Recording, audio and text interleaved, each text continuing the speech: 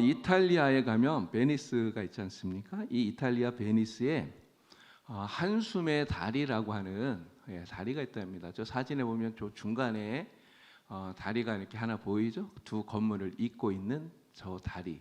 저 다리를 한숨의 다리라고 이렇게 이름을 붙여놨더라고요. 이 다리가 1600년에 만들어졌답니다. 이게 상당히 오래된 다리예요. 1600년. 자, 그런데 왼쪽에 있는 이 건물은 두칼레 궁전이라고 한다는데 이 안에 법원이 있대요. 근데 이 법정에서 유죄 판결을 받은 사람이 저 다리를 건너서 오른쪽에 보면 이제 이게 감옥인가 봐요. 그래서 이 감옥 피온피 감옥이라고 그러는데 이 감옥에 이제 수감이 되는 거죠. 근데 이 유죄 판결을 받은 사람은 이제 감옥에 들어가게 되면 여기서 나오지를 못하잖아요. 그러면 이 법정에서 유죄 판결을 받고 이 다리를 건너가는데 다리에 작은 창살이 있는 창문이 달려 있습니다. 그 창문 사이로 이 베니스의 아름다운 그 시내 모습과 풍경들 이런 것들을 마지막으로 보고 그리고 이 감옥에 갇히게 되는 거예요. 근데 그 마지막 요 풍경, 그 아름다운 모습들 이렇게 바라볼 때 이 죄수의 마음이 어떨까요? 야, 이제 내가 요 감옥에 요 다리 건너가면 감옥에 갇히면 다시는 못 나오겠구나. 내 이 아름다운 풍경을 다시는 볼 수 없겠구나. 이런 생각이 들지 않겠습니까? 그러니 그 창살로 그 풍경들을 보면서 한숨이 저절로 나오겠지. 한숨을 푹 내쉬면서 이 풍경을 본대요. 그래서 이 다리의 이름을 가리켜서 한숨의 다리다 이렇게 부른다라고 하는 거죠. 그런데 이 다리를 건너가는 이 사람의 모습이 죄로 말미암아 영원히 죽을 수밖에 없는 우리 인생의 모습을 잘 보여주고 있다 이런 생각이 듭니다. 아담 이후로 모든 사람은 죄의 종이 되지 않았습니까? 죄의 종이 되어서 그래서 이 유죄 판결을 받은 이 죄의 수처럼 심판을 향해 끌려가는 이러한 존재가 우리 인간들이라고 하는 것이죠. 우리는 세상을 살면서 잠시는 즐거워하고 행복하게 이렇게 사는 것 같아요. 잠시는 즐거운 것 같은데 이 즐거움이 영원하지를 못하잖아요.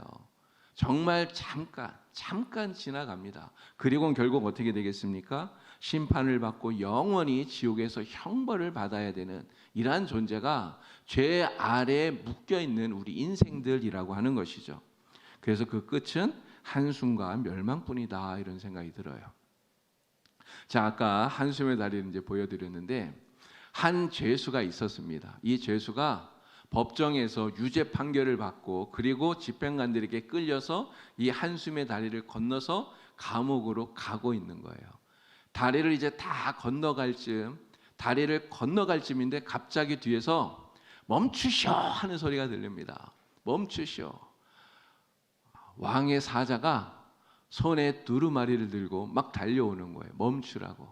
자, 왕이 사면을 했어. 이 사람의 사면장이요. 그러면서 이 사람은 더 이상 죄인이 아니요. 풀어주시오. 이야기하는 거예요. 자, 집행관들이 이 죄수를 끌고 가다가 갑작스럽게 왕의 사면장이 온 겁니다. 굉장히 좀 당황스럽겠죠. 어안이 벙벙할 거예요. 이 사람 죄인이라고 비난하고 또 조롱하면서 무시하면서 끌고 가고 있는데 왕의 사면장이 도달했어요. 여러분 어떻게 해야 됩니까? 이 집행관들이 이 사람 어떻게 해야 되죠? 그냥 끌고 가면 됩니까? 끌고 가면 안 돼요. 어떻게 해야 돼요? 즉시 사면해야 됩니다. 풀어줘야 돼요. 왕이 사면을 했으니까요.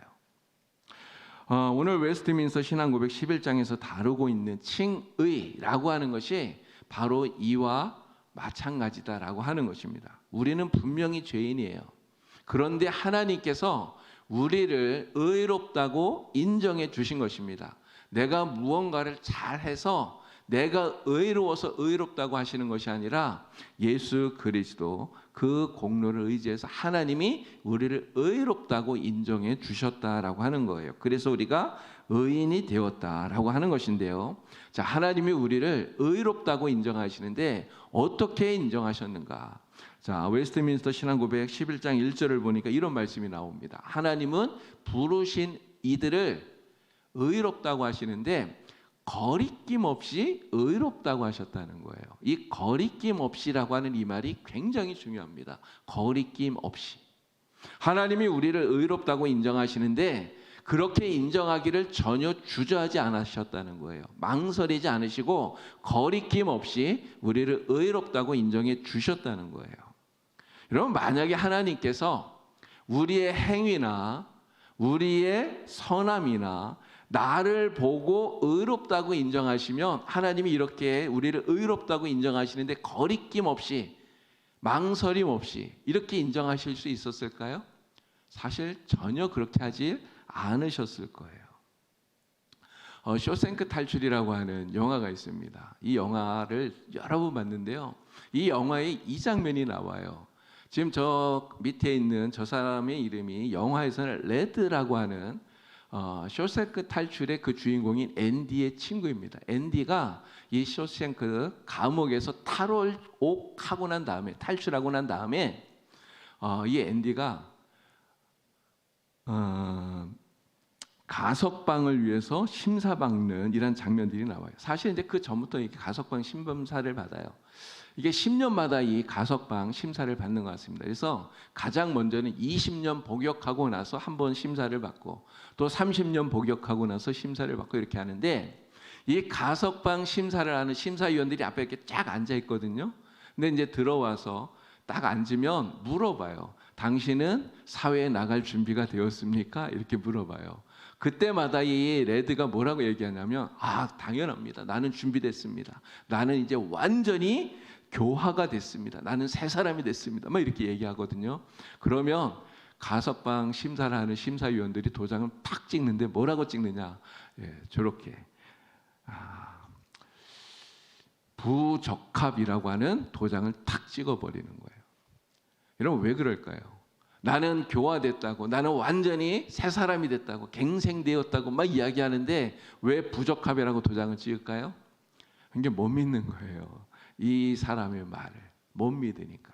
여러분, 똑같은 겁니다. 우리가 하나님 앞에서 아무리 의로운 척, 아무리 의롭게 우리가 그렇게 말하고 그렇게 살아도 하나님이 우리를 보시고, 야, 너는 의롭구나, 너는 정말 선하구나, 너는 착하구나, 하나님은 우리를 의롭다고 인정해 주실까요?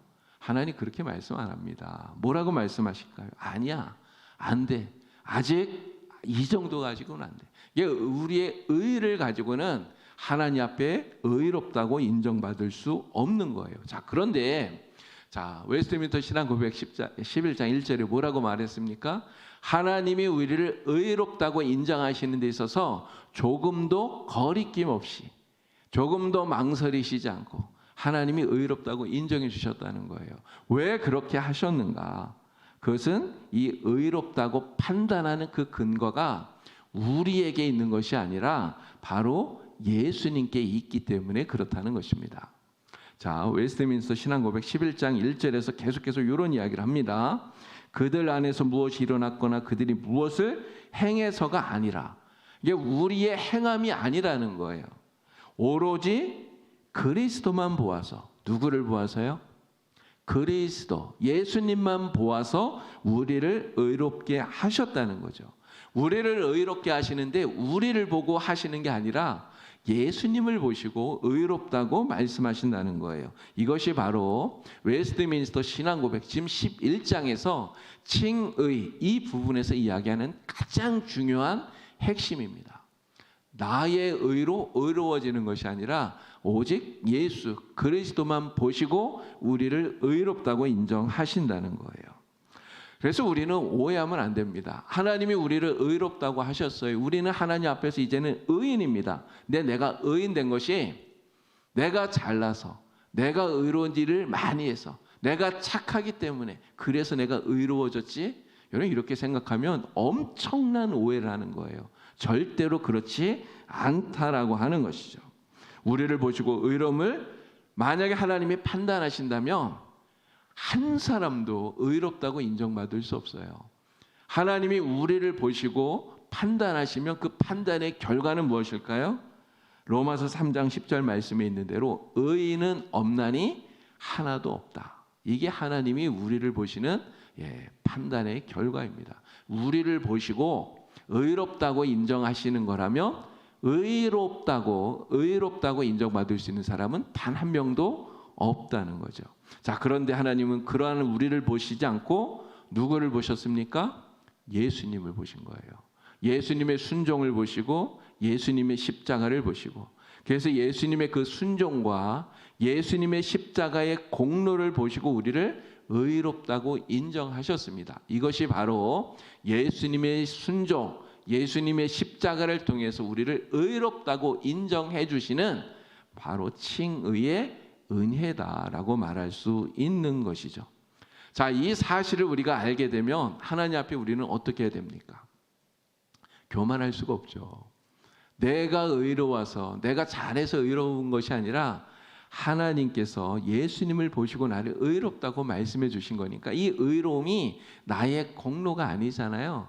결국 이것을 아는 사람은 그래서 하나님 앞에 늘 겸손하게 살 수밖에 없다라고 하는 것입니다. 자, 그러면 이제 우리가 이것을 생각해야 돼요. 자, 예수님의 공로로 내가 하나님 앞에 의롭다고 인정을 받았다고 말씀을 드렸어요. 그러면 어떻게 그 예수님의 공로를 우리는 내 것으로 만들 수 있느냐라고 하는 것입니다. 예수님의 그 공로를 나의 것으로 만드는 그 방법이 뭐예요? 바로 믿음이라는 거죠. 믿음.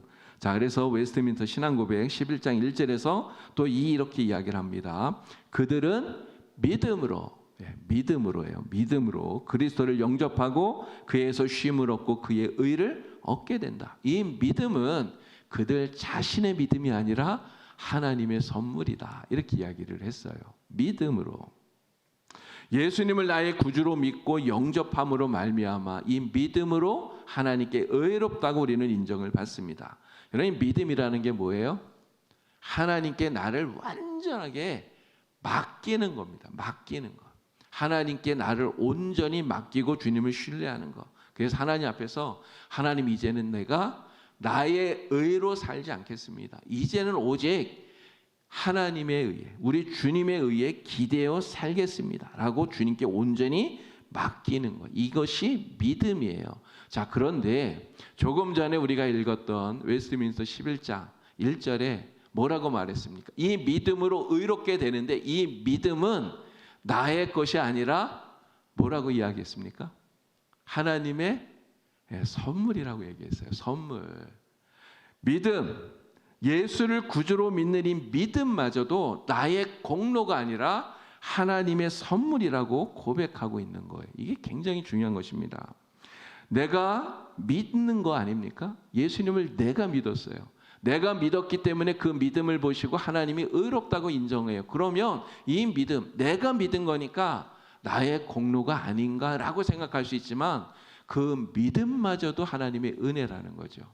하나님이 믿음을 내게 주셨기 때문에 내가 그 믿음을 가지고 예수를 구주로 고백하고 받아들일 수 있는 것입니다. 그렇기 때문에 내가 믿음이 크다고 해서 야, 나는 믿음이 커. 이 큰 믿음을 나의 의로움이나 나의 자랑으로 삼을 수 없다는 거예요. 내가 믿음이 크다면 어떻게 해야 되겠습니까? 큰 믿음을 주신 정말 주님께 감사해야죠. 만약에 내가 믿음이 작다면 어떻게 해야 돼요? 큰 믿음을 달라고 주님께 간구하면 되는 것입니다. 자, 이 믿음을 웨스트민스터 신앙고백에서는 그래서 의롭게 되는 칭의의 조건이 아니라 칭의를 위한 유일한 도구라고 얘기를 해요. 이 이야기가 11장 2절에 나오는데 그리스도와 그의 의를 얻고 그에게 의지하는 이 믿음은 칭의의 유일한 도구이다. 이렇게 말합니다. 조건이 아니라는 거예요. 내가 예수님을 믿으면 하나님이 이 믿음을 보시고 나를 인정해 주시기 때문에 우리가 그냥 이렇게 생각해 보면 이 믿음이 칭의의 조건인 것처럼 생각이 된단 말이에요. 믿으면 의롭다고 해주시니까. 그러나 이것은 조건이 아니다라는 것입니다. 여러분, 우리가 이 믿음을 칭의의 조건이라고 생각하면 어떤 일이 벌어질까요? 내가 큰 믿음을 가졌다. 예수님이 큰 믿음을 가졌다. 믿음이 큰 사람. 그러면 그 의로움도 큰 사람이 되는 거예요. 믿음이 작으면 의로움도 작은 사람이 됩니다. 이 믿음이 칭의의 조건이 되면 믿음의 크기에 따라서 의로움의 크기도 달라지게 된다는 거죠. 결국은 믿음을 칭의의 조건으로 생각하게 되면 이 믿음이 나의 공로가 되어 버린다는 거예요. 그래서 하나님은 우리를 의롭다라고 말하실 때 더 의로운 사람, 덜 의로운 사람, 이게 의로움의 크기로 나누지 않아요. 우리가 주님을 믿기만 하면 모든 사람을 다 의롭다고 인정해 주시고 의인이라고 불러주신다는 거죠. 그러면 이 믿음이 칭의의 도구가 된다고 하는 이 말의 의미가 무엇일까? 이런 의미입니다. 한 거지가 있는데요. 거지가 주님을 향해서 손을 내밀어서 그 구원을 받아요. 왜 거지라고 말을 하냐면 정말 비참하고 아무것도 아닌, 나의 의는 아무것도 없는 정말 더러운 존재와 같은 게 우리라고 하는 것입니다. 근데 이처럼 거지처럼 더럽고 비참한 그러한 존재가 주님을 향해서 두 손을 내밀어서 주님이 주시는 그 은혜를, 구원을 받는 거예요. 바로 거지의 손처럼 빈손으로 주님 앞에 나아가는 것. 주님, 나는 아무 공로 없지만, 나는 아무런 자격이 없지만 오직 주님의 공로를 의지하여 주님께 나아갑니다. 이렇게 주님을 향해서 빈손을 내미는 이것이 믿음이라는 거죠. 이 믿음으로 손을 내미는 바로 이것이 우리가 의롭다 여김을 받는 유일한 도구가 되는 것이다. 우리가 주님께 이렇게 손을 내어밀 수 있는 이 자체도 하나님의 은혜라는 거예요. 이것을 나의 공로나 나의 자랑으로 삼을 수 없다라고 하는 것이죠. 자, 우리가 그렇다면 이 의지에서 우리가 의지해서 의롭다함을 받을 수 있는, 나를 의롭다고 하나님이 인정해 주시는 이 예수님의 공로, 우리를 아무런 거리낌 없이 하나님께서 의롭다고 인정해 주시는 예수님의 공로, 그 공로가 무엇이냐는 거예요. 그 공로가 무엇입니까? 바로 십자가에서 우리를 대신해 죽으신 바로 그것을 말하는 것이죠. 그래서 웨스트민스터 신앙고백 11장 3절에서 이렇게 이야기합니다. 그리스도는 복종과 죽음을 통해서, 여러분 이 복종은 누구에 대한 복종입니까? 하나님에 대한 복종, 완전한 복종이에요. 죽음, 십자가에서 그 죽음을 통해서 의롭게 된 모든 사람들이 가지고 있던 빚을 전부 다 갚아주셨다는 거예요. 바로 이것이 우리 주님의 공로입니다. 우리는 이것을 의지해서 빈손을 내밀어요. 그러면 하나님이 우리의 손을 잡아주시고 우리를 의롭다고 인정해 주시는데 전혀 거리낌 없이 우리를 의롭다고 인정해 주신다라고 하는 것입니다. 자, 죄의 빚을 예수님께서 전부 다 갚아주셨다고 말씀하셨어요. 하나도 남김없이 전부 다 갚아주셨다는 거죠. 여러분, 만약에 예수님이 십자가에서 우리의 죄의 빚을 갚으시는데 일부분만 갚았다면, 그래서 그 빚이 아직 죄의 빚이 우리에게 조금 남아있다면 그럼 어떤 일이 벌어질까요? 그 남아있는 죄 때문에 하나님이 우리를 의롭다고 인정하지 않으십니다. 죄가 조금이라도 남아있다면. 그런데 예수님은 우리의 죄를 조금 남겨놓으신 게 아니란 말이에요. 완전히 전부 다 모조리 다 갚아버리셨어요. 우리에게는 더 이상 죄가 남아있지 않도록 다 갚아버리셨다는 거죠. 예수님께서 십자가에 달리셔서 우리를 대신해 죽으시지 않았습니까? 그 십자가에 달리셔서 예수님께서 7마디의 말씀을 하셨어요. 가상칠언이라고 말합니다. 그 가상칠언 가운데 마지막 7번째 말씀이 뭐예요? 다 이루었다예요. 다 이루었다. 헬라어로 다 이루었다를 테텔레스타이라고 말합니다. 테텔레스타이. 테텔레스타이라고 하는 이 헬라어의 뜻이 완불되었다는 뜻이에요. 완불되었다. 빚을 다 갚았다는 거예요. 예수님께서 십자가에 달리셔서 마지막 하신 말씀, 우리의 모든 빚을, 죄의 빚을 다 갚았다. 더 이상 우리의 빚이 남아있지 않다. 완불하셨다라고 말씀을 하셨다는 거죠. 자, 어떤 사람이 실수해서 큰 죄를 범했습니다. 법정에서 재판을 받았는데 벌금이 1,000,000원이 나온 거예요. 1,000,000원. 야, 이 벌금을 갚지 않으면 이 사람 어떻게 해야 됩니까? 그 벌금만큼 환산해서 감옥에 가서 징역을 살아야 되는 거예요. 근데 이 사람은 이 빚을 갚을 능력이 없어요. 돈이 없어요. 그래서 막 고민을 하는 거예요. 큰일 났다. 어떻게 하지? 정말 고심하는데 고민하는데, 그런데 저 뒤에 이렇게 바라보고 있는 저분이 이 친구의 아버지예요. 아버지가 와서 이야기합니다. 아들아, 걱정하지 마. 너의 빚을 내가 딱 갚아줄게. 그리고 아버지가 그 아들의 빚, 아들이 갚아야 될 벌금을 다 갚아준 거예요. 여러분, 그러면 이 아들은 이제 감옥에 가야 됩니까? 안 가도 됩니까? 안 가도 돼요. 왜 안 가도 되죠? 자신이 내야 할 그 모든 벌금을 아버지가 다 내주셨기 때문에 그런 거죠. 그래서 이 아들은 더 이상 죄인이 아닌 거예요. 자유로운 몸인 거죠. 예수님이 우리를 위해서 이렇게 해주셨다는 거예요. 십자가에서 나의 그 모든 죄의 짐, 나를 억누르고 나를 속박하던 그 모든 죄의 짐을 십자가에서 완전히 하나도 남김없이 예수님이 다 해결하신 거예요. 내가 졌던 그 모든 죄의 빚을 주님이 다 갚아버리신 거예요. 더 이상 우리는 죄인이 아닌 것입니다. 죄인이 아니에요. 그럼 뭐예요? 우리는 의인입니다. 내가 어떤 노력을 해서 쟁취한 의인이 아니라 예수님의 그 십자가 공로를 보시고 하나님이 이제 너는 죄인이 아니야. 너는 의로운 사람이야. 우리를 의롭다고 인정해 주셨다는 거죠. 그래서 우리는 의롭다고 인정받은 의인이 된 것입니다. 여러분, 믿으십니까? 이 말씀이 믿겨지시나요? 믿겨지십니까? 다 우리는 이것을 믿기 때문에 지금 여기 나와 앉아 있는 거예요. 자, 그런데 하나님께서 이렇게 예수님의 공로로 우리를 의롭다고 인정하시면서 지금 우리 빚을 이제 다 갚아주셨잖아요. 예수님이 갚아주셨으니까 야, 이제 너는 나한테 빚 졌어. 이제 나에게 그 빚을 갚아야 돼. 하나님 이렇게 말씀하셨을까요? 그렇게 말씀하지 않습니다.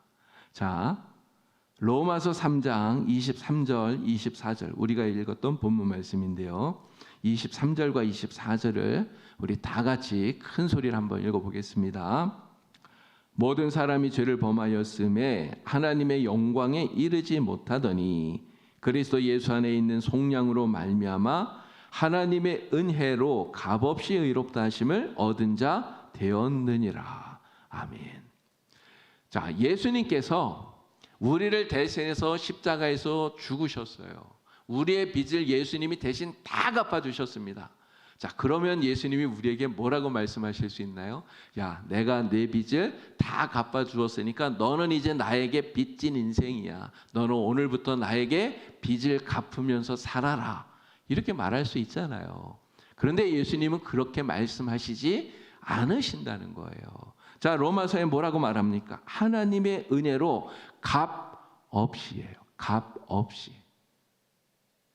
주님이 우리를 대신해서 빚을 갚아주셨다고 해서 우리에게 그 값을 요구하시지 않으신다는 겁니다. 우리의 빚이 예수님에게 옮겨진 것이 아니라는 거예요. 우리는 예수님에게 빚진 사람이 아니라는 겁니다. 예수님의 공로로 우리를 의롭다고 여겨주셨지만 우리를 빚진 사람으로 만드신 것이 아니라는 거예요. 여러분, 빚을 졌다는 말은 언젠가는 그것을 갚아야 되는 거잖아요. 우리가 빚을 졌다고 생각을 하면 여러분, 예수님을 바라볼 때 우리의 마음에 얼마나 부담이 있겠어요. 늘 빚진 사람으로 생각이 되면 그 빚을 안고 산다고 생각하면 주님을 바라볼 때 얼마나 부담스럽겠습니까? 그 빚을 빨리 갚아야 되는데 이런 생각이 들 거 아닙니까? 그런데 예수님의 공로로 하나님이 우리를 의롭게 여겨주셨어요. 이 칭의는 주님께 은혜를 받았다라는 뜻인 거예요. 은혜를 받았다. 그래서 우리는 예수님께 빚진 사람이 아니라 예수님께 은혜를 받은 사람입니다. 우리는 빚진 사람이 아니고요. 은혜를 얻은 사람이에요. 은혜를 받은 사람. 바로 이러한 마음을 가지고 살아가는 것이 예수님의 칭의를 제대로 이해하고 사는 사람이다라는 것이죠. 예수님의 공로로 구원받고 의롭다고 인정받은 사람, 이러한 사람의 삶은 그래서 빚을 갚는 삶이 아니고요. 은혜로 사는 삶, 감사로 응답하는 삶, 이렇게 말할 수 있습니다. 우리의 신앙생활, 여러분들이 지금 신앙생활을 하잖아요. 우리의 신앙생활은 빚 갚는 삶이 아니에요. 주님이 우리의 빚을 대신 갚아주셨으니까 주님께 그 빚을 갚는 이러한 삶을 사는 게 아닙니다. 바로 하나님의 은혜에 감사로 응답하는 삶이에요. 감사로 응답하는 삶. 우리가 주님을 위해서 헌신하고요. 주님을 위해서 봉사합니다. 또 이렇게 교회 나와서 예배하고 이렇게 하잖아요. 여러분, 우리가 주님께 봉사하고 헌신하고 예배하고, 여러분 왜 이걸 합니까? 빚을 졌기 때문에 빚 갚으려고 하는 게 아니라는 말이에요. 빚 갚는 것이 아니라 우리를 위해서 이 큰 은혜를 주신 그 은혜에 감사하는 삶이 바로 이러한 헌신과 봉사고 예배다라고 하는 것이죠. 혹시나 여러분들 가운데 이러한 신앙생활을 하면서 늘 빚진 마음으로 부담스럽게 신앙생활을 하는 분이 혹시 계시지는 않을까, 이런 생각도 듭니다. 우리가 하나님 앞에 신앙생활하면서 이런 부담 갖고 신앙생활하면 안 돼요. 하나님이 우리에게 부담을 주시는 게 아니라는 거죠. 빚을 갚으라는 부담을 주는 게 아니라는 겁니다. 내가 이 정도는 해야 그래도 하나님 앞에 부끄럽지 않지 않을까? 내가 이 정도는 해야 그래도 하나님 앞에 좀 미안하지 않지? 이런 생각이 드시면 오늘 이 말씀을 꼭 기억하시기 바랍니다. 하나님은 우리에게 값을 요구하시는 것이 아니라 은혜를 베푸시는 분이시다. 우리는 하나님께 빚진 사람이 아니라 은혜를 받은 사람이다. 은혜를 받은 사람이다. 이 말씀을 꼭 기억하시고 살아가시길 바랍니다. 로마서 8장 1절에서는 우리에게 이렇게 가르쳐주고 있어요. 그리스도 예수 안에 있는 자에게는, 그리스도 예수 안에 있는 자가 어떤 사람입니까? 예수님의 공로를 힘입어서 하나님이 의롭다고 인정해 주신 사람이에요. 그리스도 예수 안에 있는 사람에게 결코 정죄함이 없다고 이야기합니다. 정죄함이 없다. 더 이상 우리가 갚을 빚도 두려워해야 할 정죄도 없다는 말씀이에요. 오늘 우리는 값없이 우리에게 이 은혜를 주신 우리 주님의 그 은혜에 감사하면서 정말 감사함으로 하나님의 은혜에 응답하는 그러한 삶을 여러분들이 살아가게 되기를 우리 주님의 이름으로 축원합니다. 자, 오늘 드린 말씀을 우리 다시 한번 정리를 해보겠습니다. 자, 우리는 이미 의롭다 함을 받은 사람들이에요. 앞으로 받는 사람 아닙니다. 이미 받은 사람이에요. 여러분 다 믿으시죠? 예, 이 확신을 가지고 신앙생활 하시기 바랍니다. 자, 우리가 의롭다 여김을 받는 근거는 어디에 있는 것입니까? 나 자신에게 있나요? 나에게 있는 거 아닙니다. 누구에게 있습니까? 예수 그리스도에게 있는 거예요. 그래서 이 믿음은 칭의의 조건이 아니라 칭의의 유일한 도구가 된다라고 하는 거.